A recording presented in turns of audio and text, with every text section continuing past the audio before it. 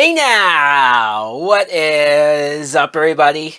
My name is Mike Brown, aka Review King MB, and this is the continuation of my 31 days of horror movie reviews. And you could probably tell from the first movie that I did that day two, why not watch Scary Movie 2?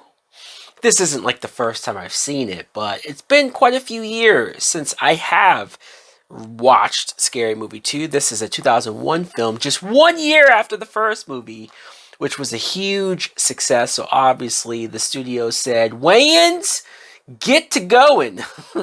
Write that shit, direct that shit, and put that shit out there immediately. And the good thing about this particular sequel is that, yes, the first movie was more focused on Scream, and I Know You Did Last Summer, and a few other things, but mostly those two movies, right? This one, it's like, well, we can kind of have more fun with the plot, or at least as far as expand a little bit. It doesn't have to be the most recent horror film that had just come out. For example, this is once again written by the Wayans and Freebird and Seltzer. I still just can't believe all these years I never knew that these two motherfuckers co-wrote or were in the writing room, whatever the case is, for these early Scary Movie movies. Still directed by Keenan Ivory Wayans. And that beginning sequence where they redo The Exorcist is quite funny.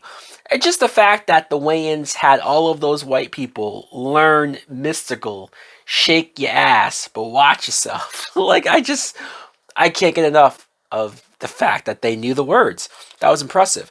And also, reenacting the role of Linda Blair was Natasha Lyonne. I think I never known until right now, like watching it right now, that was Natasha Lyonne. I've seen this movie enough times to where I should have known that. You can tell a lot more before she has the makeup, like when she just comes out to pee all over the floor. I'm like, oh shit, that's her. And then you have James Woods as the priest, and just it's so goofy. It's so over the top, but that's what this is. What more can you expect other than some of the dumbest stuff that you can think of? That's what this movie has. So you get to the main plot, and Anna Faris is back as Cindy, and I like Anna Faris. It's not just because of how these movies are sort of where she got her big break, her start, everyone got to know her from it, but I think she holds her own. The opening scene she has with Marlon Wayans, Shorty, when he's trying to show her how to be cooler, how to have swag, and she's like, nah, I mean, and she like beats up the one girl and steals her jacket. Yeah, I mean, I was laughing very hard. Anna Faris just made me laugh quite a few times throughout this film. Regina Hall as Brenda, I'm glad that they brought her back. It's quite interesting how many characters they brought back from the first movie. And they acknowledge the events of the first movie. But they just make it seem like somehow those characters survived. They don't acknowledge their deaths. They don't acknowledge, like, for example, Regina Hall being stabbed in the theater, and like, how the fuck did she survive that? Or how about Sean Wayans as Ray? He was one of the killers in the last movie, and he's just back as the same character, like, not acknowledging that he was crazy at the end of the movie, right? I mean, I know it's parody. I'm not actually complaining about the continuity or a lack of continuity. It's just funny to point out that we just kind of disregard the ending while acknowledging that the first movie happened. Some of the new cast, we have Tori Spelling, who I always forget that she's in this movie until I watch it and I go like, oh yeah. And she has kind of a funny ongoing joke where at first it's very problematic. Don't get me wrong. When it first happened, like rewatching it, and I'm like, holy shit, is she about to get assaulted by this ghost in her sleep? This is fucked up. What kind of a joke is this? But then the fact that she wakes up and she's completely down, she's in for it, and not only does she fuck the ghost, but she becomes super ultra mega clingy to this ghost, to the fact that she's already down to marry him, and the ghost runs away. He spends the whole movie trying to run away from her. That was actually pretty great. Kathleen Robertson. I was trying to think of like this actress looked really familiar. Maybe it's just this movie that I think of when I see this actress. Very attractive, obviously. She sort of just played the straight, like, hot girl throughout the entire film, which probably wasn't the hardest for her to do. And also, Christopher Masterson, the brother of Danny Masterson. I read that and I was like, wow, yeah, I mean, I could definitely see it in the face now. I didn't watch Malcolm in the Middle. But his role of like originally trying to date Anna Faris, and then when she was like, "Oh, I'm not ready for that," had a bad relationship. Let's just be friends. From that point forward, he's like, "Friends, okay." Starts punching her in the face or punching her in the chest and making fun of her smaller chest, or just making fun of her the way you would with one of your guy friends. That joke was pretty funny. And then I almost forget, again, clearly it's been a while since I've seen it, that Tim Curry is in this movie. Like, he's the main guy who's the professor that recruits all of them to go to his mansion because I guess he just wants to get laid. I think that's the point of all of this. And him and David Cross. David Cross is like one of the MVPs of this movie. Him being in the wheelchair, him being super insecure and angry about anyone trying to ask if he needs help because he's in the wheelchair. His back and forth with Chris Elliott, just them going back and forth over making fun of his legs versus making fun of Chris Elliott's hand. That stuff was great. That almost felt like improv, just the two of them going back and forth and riffing.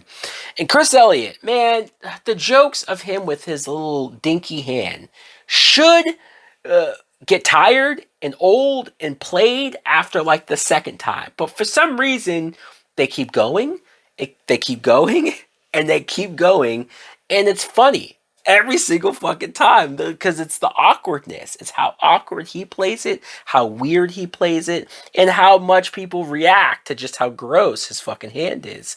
And like the dinner scene with the turkey, especially, you're like, what in the blue hell is going on here? House on Haunted Hill was the main movie's plot that I recognized just offhand. I could tell that there's a lot of other movies that they were referencing or spoofing that I probably haven't seen or not as familiar with. I caught Poltergeist. The one scene that I think is super like inside baseball or inside basketball in this case. Probably if you watch this movie now for the first time, have no idea what this is in reference to or what they are spoofing.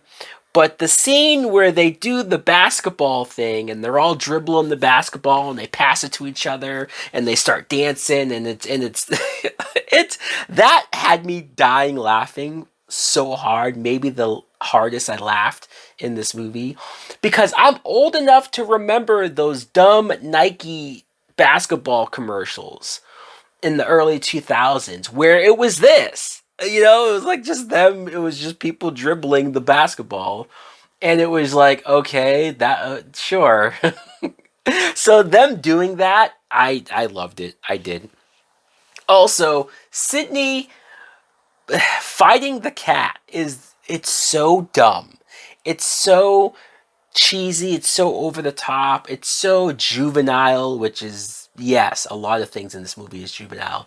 But for whatever reason, the cat in slow motion punching Sydney in the face made me laugh tremendously.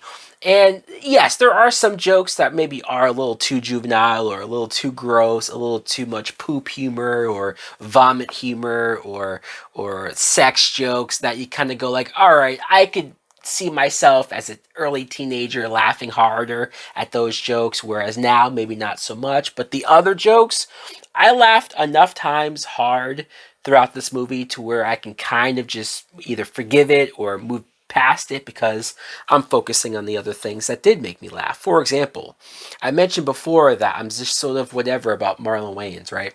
And you almost wonder in this movie, are they going to be able to have some funny bits with him that top the first film? And I don't think they do. In fact, I think this entire movie, I should say, not as good or funny as the first film, but it's still good and it's still funny. Marlon Wayans is one scene where he fucks the ghost with the paper bag over her face because she's ugly as hell, but he still wanted to fuck her. That was hilarious. And I don't know if I should have found that as funny as I did, but I did. And then lastly, I'll just talk about because there's so much to reference and talk about. There's so many bits that just go on that do make me laugh for sure. But the part when the three girls reenact Charlie's Angels and they have that big fight with Chris Elliott, like that also made me laugh. I think Anna Faris, unsung comedic actress in this movie. I will sing her praises as much as I can. Also, it feels like this is the movie where her and Regina Hall's character cement their friendship, even though Regina Hall's character is an asshole. Anyways, guys, let me know in the comments below what do you think of Scary Movie 2. Do you think it's better than the first film, or do you agree with me that it's good, it's funny, but maybe not as good?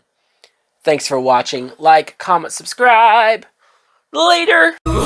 These silent screams became a part of me. I'm moving past that. Please won't you free my soul?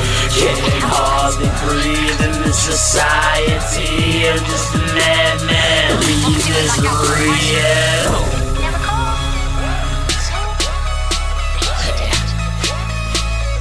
Leave misery.